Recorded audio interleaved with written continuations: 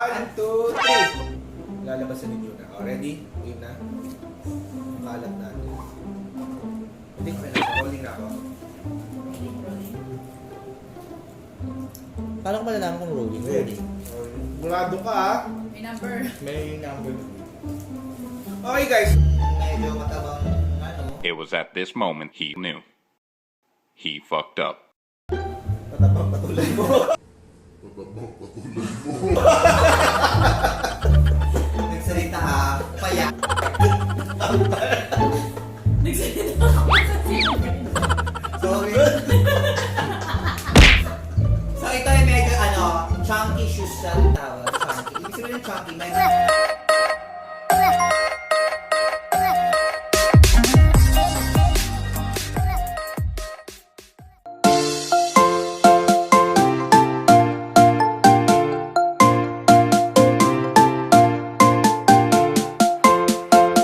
Dumako naman tayo sa ating pangalawa, ang pangatlo at ang apat na sneakers. So this 2019, they have released the Reebok Interval 96. Pero ngayon, Junar, we have here on hand is the new design and the new color. Actually, hindi design. We have here the new color. Same design, new color.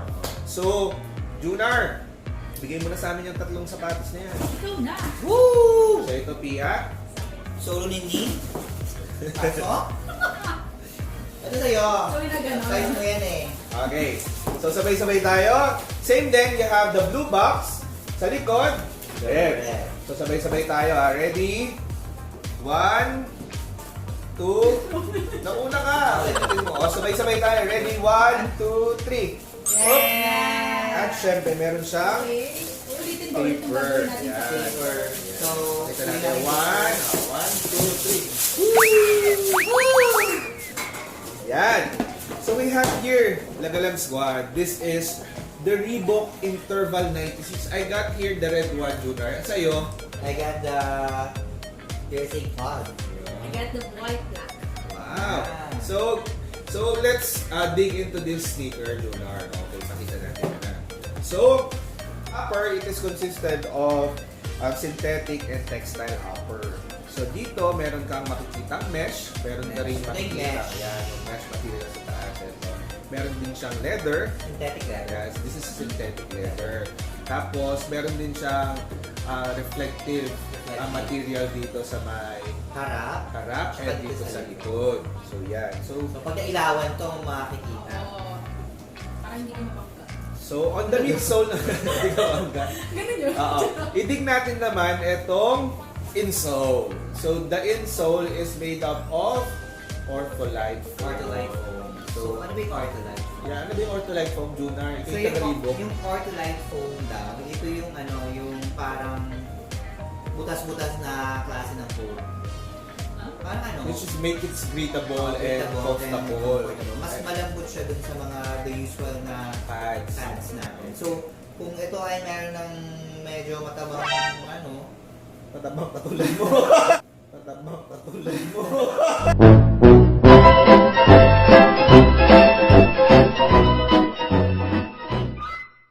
Matabang patuloy mo. nagsalita payat, mga payat. So, Matabang patuloy mo. Nagsalita ako kasi ng gano'n. so huwag yung matawa. So, Lalagay ko yun. So ito ay medyo chunky shoes ang tawag, chunky. Ibig sabihin ng chunky, medyo malaki siyang tignan. Ano ba? Lalagay ko yun. So, Junar yung pa eh. Saan may ortholite? May pasabi ka pa mataba kasi parang ikaw. Ano yung ortholite? Dig in dito sa may insole, guys. Yan, you have this Reebok and powered by ortholite. So, actually, it's a comfortable foam which added additional cushioning and comfort Malambot. sa sneakers. So, So, yan. mas papasarap ka pa ng apak. So So, kung far, kakasinin mo, meron siyang mga buwan. So, parang, kasi parang may upcoming event ko for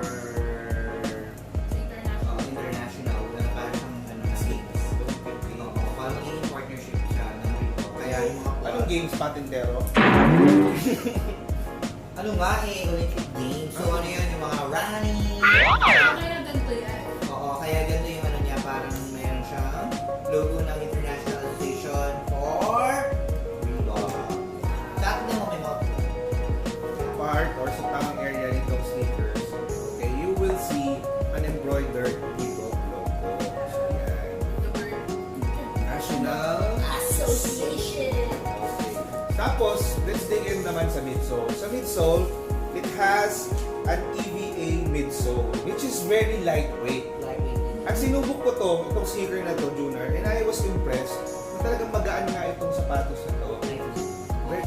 Ang vibe nito, Pia, kung ikaw, kung makikita mo to sa isang lalaki na susuot nito, very chunky kasi itong sneaker na to. Very chunky. Me- O yung may mga, pwede sa mga hip-hop or yung mga kaya magsuot ng mga ganito. Oo, kasi yung color Hindi, nito, pwede yung mga fashionable na Fashionable. yeah, for this, okay, like eto, ako, may to. The color. The color is the silhouette, the profile, kapag ganito yung Ito, direct color. mo. Pwede ba to someone wearing this? Or anong sa tingin mo as a designer? Design-wise, it's very nice, very retro since this is a 96 classic. So this is actually a running and street style sneaker. So 1996 tong nilabas itong Reebok Interval. So 1996 I was 8 years old. Ilang taon ka na nun? 2 years old. Ikaw, college ka na. 6. 6. So siya, college na siya nun, graduating na siya. Actually, ano na Masteral ka na yata nun eh. Oh, master. When you dig in naman sa outsole, yan. It is made up of rubber brown gum sole, which adds for additional traction and Extra light. durability. Yan. Extra light gamso. So yan, ang mahiwagang tanong, Junar. So ikaw, you have this American-inspired colorway. Junar, what can you say about this sneaker? Ganda siya. Kasi talagang fashionable. Actually, meron ako ng dalawa. Ay, yung una-unang colorway na nilabas nitong 2019. Yung may soul lang. Yung white. Pink, violet. Pink ba? Denim yun. Denim. Tapos meron tayo isa yung blue, white, and then yung kanyang Ito, vector logo. Parang nito pero Plain solid. na, pero plain. Plain blue. So on the side, you have an oversized vector logo, both sa lateral and medial side. So yan. So on the heel, ito meron tayong the usual pull tab, tapos yung kanyang inner lining. Ang kulay sa akin ng inner lining ko is of course red. Sa'yo, black. At sa'yo, White. white. So kung kayo papipili ang Lagala Squad, I wanted to know from you, among these three Reebok Interval 96, ano yung mas gusto nyo? Comment down below, pag-usapan natin yan. Ito, ganda. Yan. So ito ang ganda rin nito, black, very simple. Tapos ito sa akin yung color red. So ang tanong, Junar, magkano ito? Mura lang. Magkano mo lang? 499. 4,995. Ito lang siya sa lahat ng Reebok store. Ang presyo magkano? 4,995. For a 5,000 sneaker, chunky, very retro, 96 classic. Verbal 96. Wow. So yeah. Siguro dito na lang tayo matatapos, Junar, sa vlog na to. Yan. So ang dami nating kalokohan nangyari dito sa ano. So, naubos na yung pagkain. Ako bus na. Meron pa. Ang lang yan. So alam niyo na kung sino talaga yung matakaw. Sino yung mataba, di ba? Lalagay ko sa vlog yun. So paano? Maraming salamat sa mga patuloy na sumusuporta sa ating channel, guys, sa ating 81,000 subscribers. Sana po mahita natin ang ating 100,000 subscribers para makuha natin ang ating silver button. And of course, I wanted to thank yung ating guest, si Pia. Pia, may babatiin ka ba? Nabati ko yung mga pamilya ko dyan. So subscribe ka sa back sa channel ni Pia. Nagkagagawa mo na. Nagawa muna siya. So, from time to time, we have spare time at available si Pia. Isasama natin siya sa vlog. And of course, eto naman, laging nakikita sa Obvious naman siya. Huwag natin sama Kapag napapanood niyo yung channel niya, Paano yung, ano yung, Nako, may channel. may channel din siya. Ang pangalan is Junardi. So, subscribe kayo yung link ko sa baba. Yan mo naman, lagay mo. Oo, nilalagay ko. Wala lang talaga nagsusubscribe sa'yo. Grabe siya. Ganda.